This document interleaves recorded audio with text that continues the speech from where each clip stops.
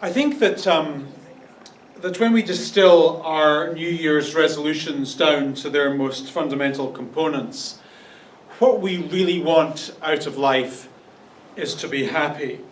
And we want it for very good reason. Research suggests that happy people are more productive at their work and therefore more successful in their careers. Happy people tend to have better friendships, they get better grades at school, they are healthier, and they live longer. Seriously. A paper published by Harvard University in 2012 suggested that happy people have a 50% lower chance of having a major cardiovascular event than their less happy peers. They have a 50% lower risk of catching the cold, believe it or not, than their less happy, more grumpy peers. And they're less likely, apparently, to engage in risky behaviour. The evidence, I think, is clear and compelling. Happiness is good for you. Happiness is important.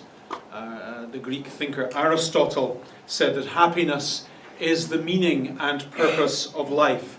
It is the whole aim and end of our human existence. And I think that those of you who are parents intuitively know this is true. You know that your children do best when your children are happy. When somebody asks you what you really want for your children, you say to them, well, all I really want for my children is for them to be happy.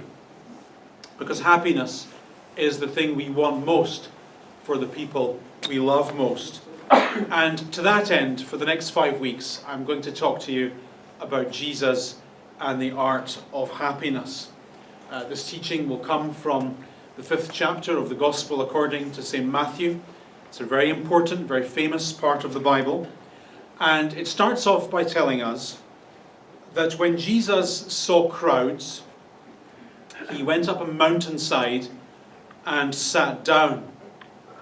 Now, 2 very important pieces of information there. First of all, Matthew's exaggerating a little bit in this sentence. Jesus didn't really go up a mountain. When you hear the word mountain, you immediately think of this sort of thing. Something that to get up would require ropes and oxygen and crampons and an ice axe. However, according to both legend and context, Jesus didn't go up anything like this, more of a little hill. This next slide is the view from the top of the Mountain of Beatitudes. It's about 1,300 feet above sea level, and as you can see, it's not that big of a deal. Certainly not a mountain, more of a gentle slope.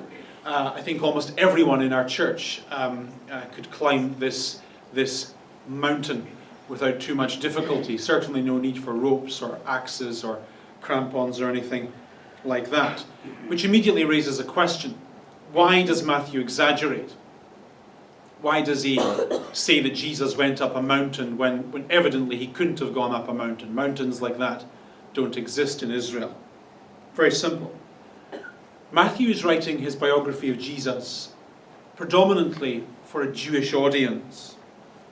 And when you spoke to a group of first century Jews about a piece of religious teaching that came from a mountain, their minds would have immediately gone to that other religious teaching that came from a mountain, the 10 Commandments, that famous and foundational piece of information given to Moses centuries earlier. Teaching that spelled out the rules and the conditions and the benefits of living life with God as your king, as your boss. So Matthew, in talking about what it's like to live with Jesus, in talking about what it's like to do this Jesus thing best you can, in mountain language, is saying something rather subtle. He's saying, what I'm about to tell you is foundational. What I'm about to tell you is of fundamental importance. It's all about the rules and the benefits and the conditions and the blessings of living your life with Jesus as if he was your boss, as if he was your king. And if you're anywhere at all in the process of discovering faith in Jesus or trying to live that faith with any sort of genuine enthusiasm, you may as well know at the outset that almost everything Jesus goes on to say in this mountain teaching is rather depressing. Jesus' most famous sermon is also one of his most horrible. I say that because in this teaching that comes from the mountain, Jesus calls his followers to a lifestyle that is beyond me.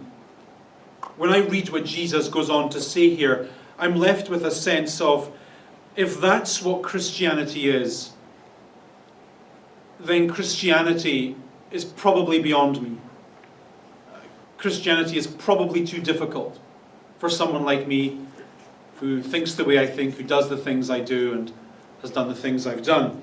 For example, Jesus said, if you want to be a Christian, then your standards of morality have to surpass those of the Pharisees, who were extreme in their morality.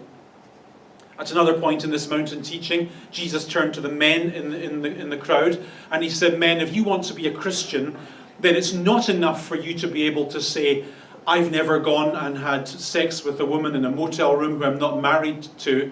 You must be able to say, I've never even thought about such a thing. A naughty thought has never crossed my mind. And then Jesus said elsewhere, if you ever look at a woman with wrong intent, you have to gouge out your eyes. Jesus actually said this.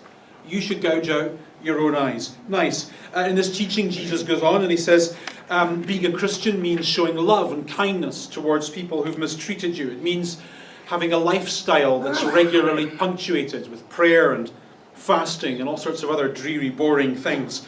It means having a character that's utterly disinterested in money and security. Seriously, when you read everything that Jesus said from this so-called mountain of Beatitudes, you're left with a depressing sense that real Christianity, as Jesus intended it, puts Christianity far beyond the means of any would-be Christian. It's too difficult, too onerous. This is hard stuff, which is why I think Matthew says when Jesus got to the top of the mountain, he sat down. Do you know how it is when a friend comes to visit you and they've got big news? And before they give you the big news, they say, can I sit down? And as soon as they say they ask to sit down, you know that they're about to say something rather important. In the first century, when religious teachers gave big important pieces of teaching, they always sat down first. Notice that Matthew says the rather curious phrase, he began to teach them. Well, in first century Greek, this sentence is even more curious. What the sentence actually says is Jesus opened his mouth and began to teach. Opened his mouth and began to teach. Presumably as opposed to other times when he spoke out of his ears. If you lived in the ancient world and you were a teacher and you said, I am about to open my mouth and teach, you would be saying, listen up, pay attention, because what I'm about to say to you is game-changing. This is information that will change everything in your life. And then, curiously, he launches into this extremely onerous, demanding, difficult piece of religious information by speaking about the subject of happiness. He says, blessed are. The word blessed that he uses is the Greek word makarios, which basically means to be happy. For example, Homer used this word to describe a man who had lots of money. He also used the word to talk about the life that the Greek gods lived, a life that was free of poverty and pain and hardship. Plato used the word to describe a successful businessman who could afford lots of life's pleasures. Ancient Greeks used this word to talk about what life was like on the island of Cyprus. In fact, the ancient word for Cyprus was the Happy Isle. They believed that the temperature was so perfect and the women were so beautiful and the food was so tasty that a man never had to leave its shores to find a happy life. So let's pause on this word for a second or two before we go on. Happy. It's a nice word. Huh? Happy. As soon as you hear the word, you know something of what the word feels like. You're able to associate that word with certain experiences and seasons in your life that worked well. Happy. And at this time of the year, thinking forward, we think, well, what would it take for us to be happy? It's what we really want. What will it take to be happy? Some years ago, Psychology Today, which is a magazine I probably don't read often enough, asked 5,000 people this question, and they came up with 10 answers. I'll read them to you in reverse order.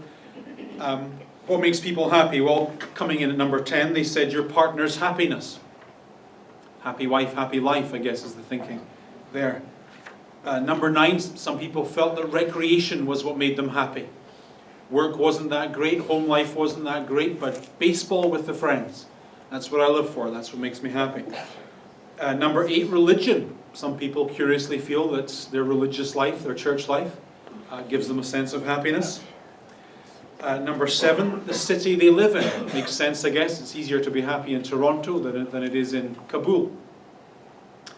Number 6, health. No surprise to see that on the list. People rightly say if you've got your health, you've got everything. Number 5, good finances. Number 4, being in love. The people in the survey who said that were young people.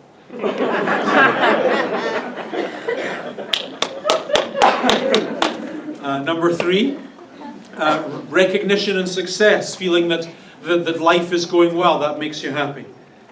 Number 2 on the list, people felt that their job made them happy. Enjoying what you do, being good at what you do, gives you a sense of happiness.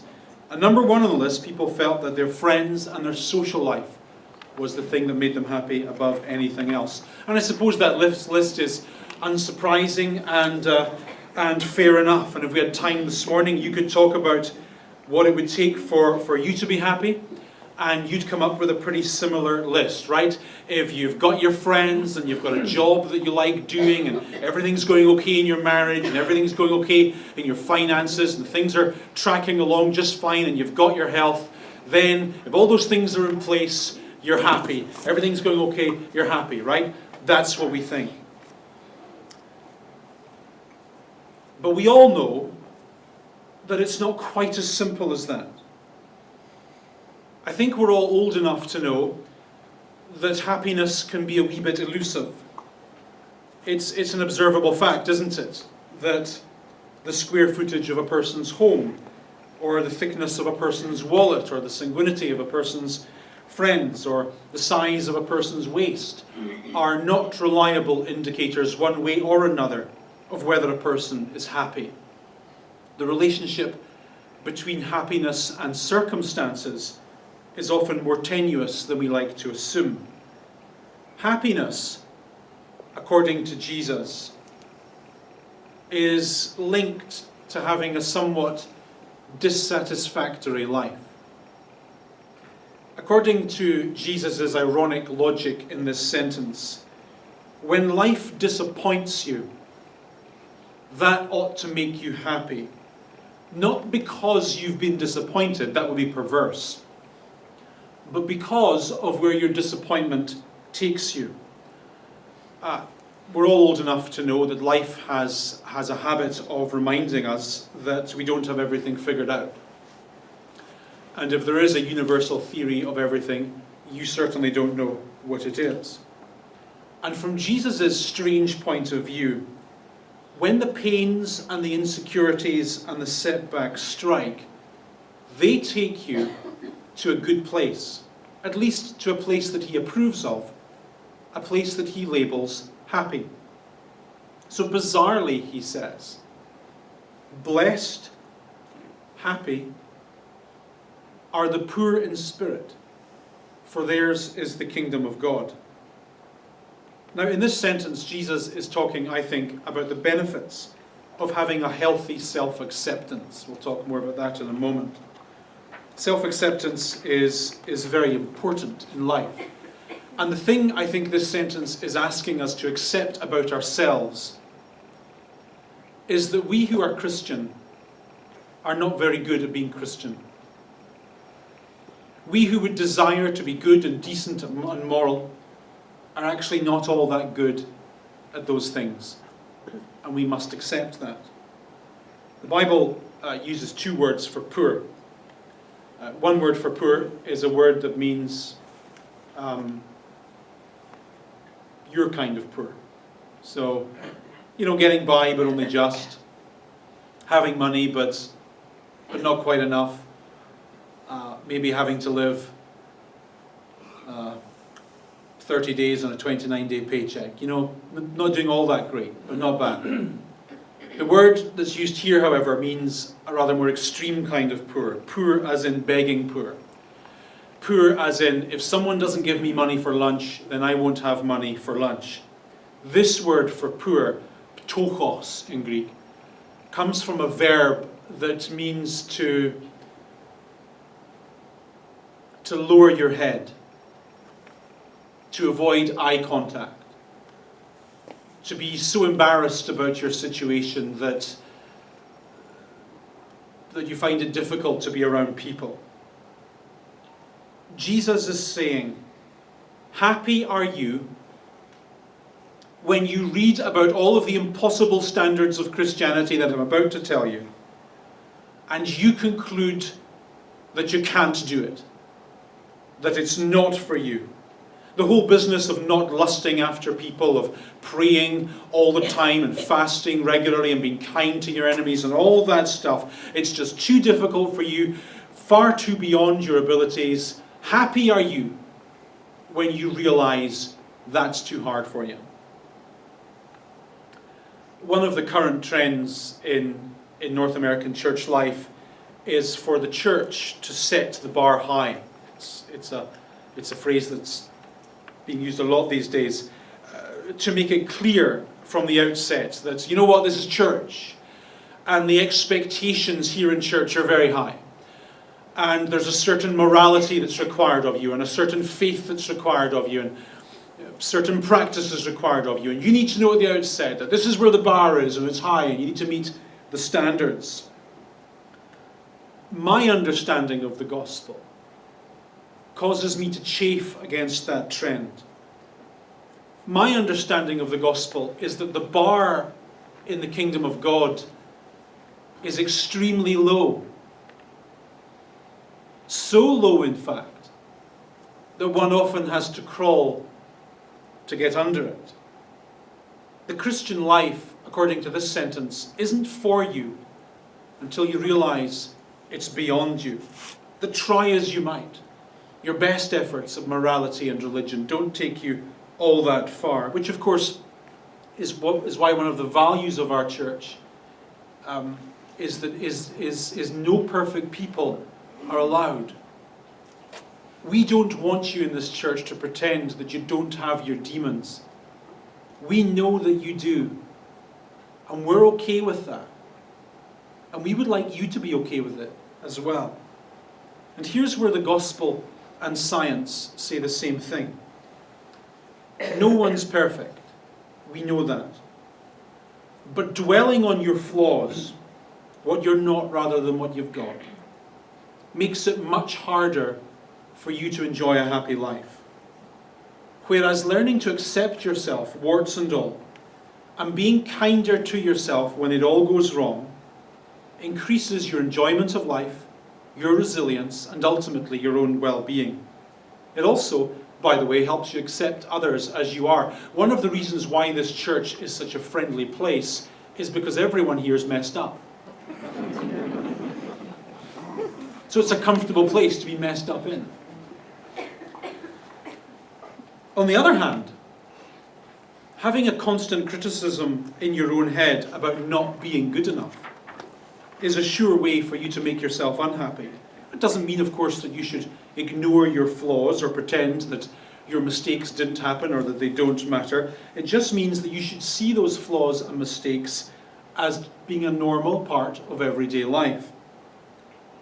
According to psychologists, functioning well in life requires, among other things, a healthy self-acceptance. When psychologists talk about self-acceptance, what they're talking about is the importance of you being okay with who you are. Not who you think you should be, not who you would like to be, but who you actually are. So things like knowing yourself, knowing what you're good at and not good at, coming to terms with what's gone well in your life and what hasn't gone well, coming to terms with your past, good and bad, with your limitations. It's very important for your own happiness that you accept yourself as you really are, that you accept your life as it has actually gone. It doesn't mean that you should ignore what isn't working and what you keep getting wrong. It just means that you should work with yourself rather than keep working against yourself. If you accept yourself conditionally, and then you inevitably don't fulfill the conditions of acceptance, then you will think of yourself as being a loser and a failure and no good, rather than simply accepting that losing and failing are a normal part of life. You are a Christian, and so you will find a lot of Christ in the expression, treat others as you yourself would wish to be treated. It's a biblical concept. The great expression. But it's equally great when you turn it around on yourself. When your friends make a mistake, when your friend's life doesn't go according to plan, you don't pounce on them with negativity and criticism. But that's exactly what you do to yourself. For too many years, perhaps, you have been your biggest critic and your biggest source of negativity. It's you, isn't it? It's you who says that you're useless at your job. It's you who says you're not good at providing. It's you who says you're too fat, too slow, too ugly, too boring, too old. It's you who keeps telling yourself that you're no good and that it isn't working and it never will. And you say those things to yourself because you don't accept yourself. And so as you work towards being happier this year, you need to work a lot on being kinder to yourself. You're really, really good at bearing with the faults of others. What you need to get better at is bearing with your own faults and your own weaknesses and mistakes.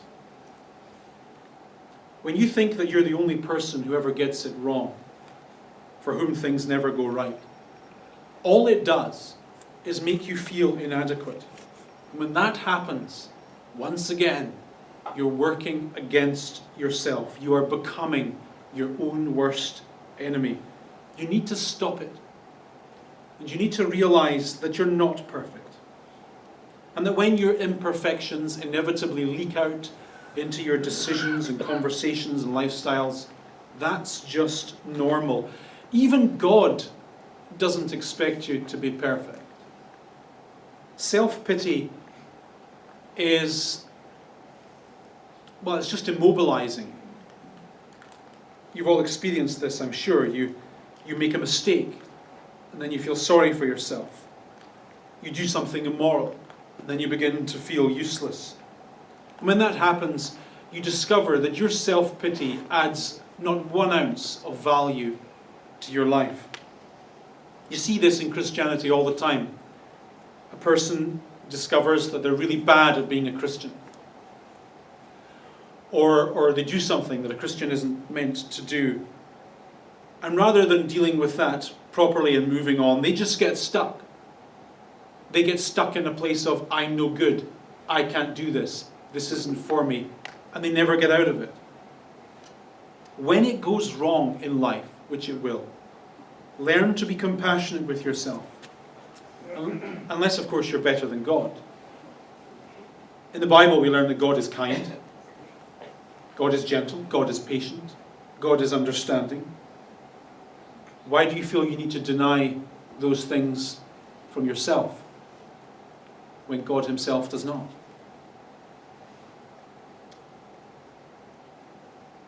One of the most common criticisms of Christianity is that Christianity is a crutch. That is, it's a belief for people who don't believe all that much in themselves. Which begs the question, why would that be a valid criticism of our faith? After all, people don't normally look at a crutch and conclude that's a negative, unhelpful piece of apparatus. Why in a hospital setting should a crutch be considered useful, whereas in the context of talking about faith, it becomes a criticism? I think that the answer to that question lies in the fact that a crutch is something used by a person who is either temporarily or permanently disabled. The crutch says loud and clear, I'm not perfect. The crutch says loud and clear, I can't do this on my own, I need help. And so when your friends hear about your faith in Jesus, their derision is that Jesus is just a crutch. And they don't need that crutch because they're more than capable of doing life on their own. They don't need guidance because they already know how to live. They don't need strength because they don't feel all that weak. They don't need help because they are entirely self-sufficient. And their criticism is accurate. Christianity is a crutch. It's a faith that only works for the lost, for the failed, for the weak, for the uncertain and the doubtful. It's a faith that only makes sense to people who have a sense of not being able to make it entirely through life on their own. What did Jesus say about this? He said, it's not the healthy who need a doctor, but the sick. And so I haven't come for the righteous people. I haven't come for the people who've got it all together and who never make mistakes and who don't. I've got nothing to do with them. I've come for the sinners, for the morally and mentally and religiously ill. In other words, the only people who ever get what Jesus has to give are the sick. People who know what it's like to be morally and spiritually crippled. And so I think it's a very acceptable and accurate criticism to say that our faith is a crutch. It's a belief for people who understand that they're not quite right and they need help. And I say, sign me up, give me my crutch.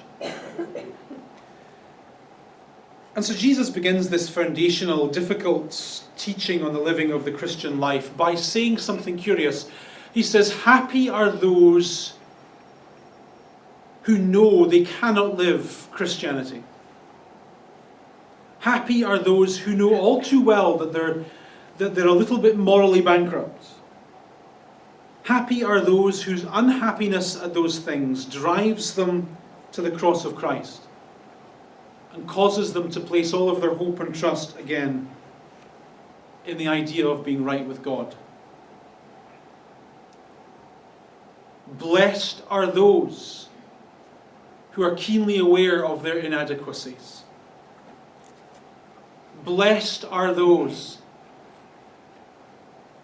who live with their guilt and their shame and their regret.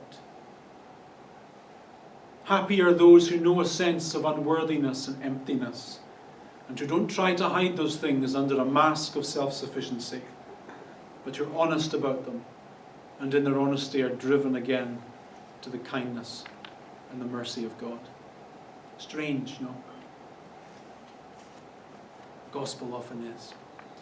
Any questions, any of that, before we pray?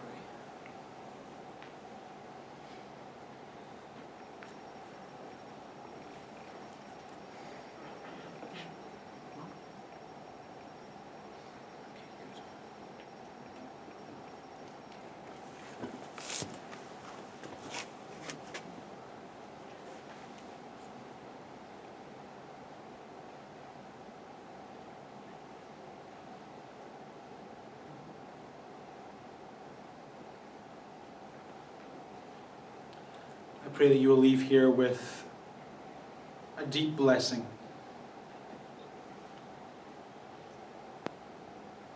With the profound happiness of knowing that you are accepted as you truly are. That the God who is your judge looks upon you with kindness and mercy and patience and understanding, and has nothing but love in his heart for you.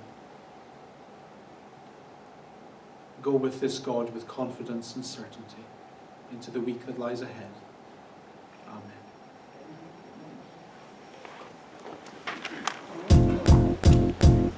It might seem crazy what I'm about to say. Sunshine, she's here, you can take a break. I'm a hot air balloon that could go to space.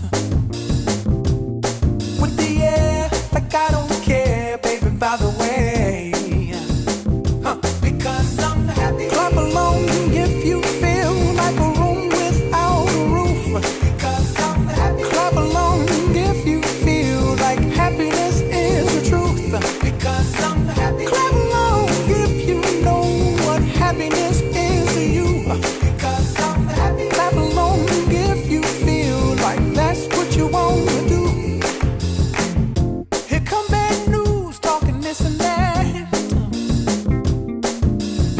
Well, give me all you got and don't hold it back. Well, I should probably warn you, I'll be just fine. No offense to you, don't waste your time. Here's why.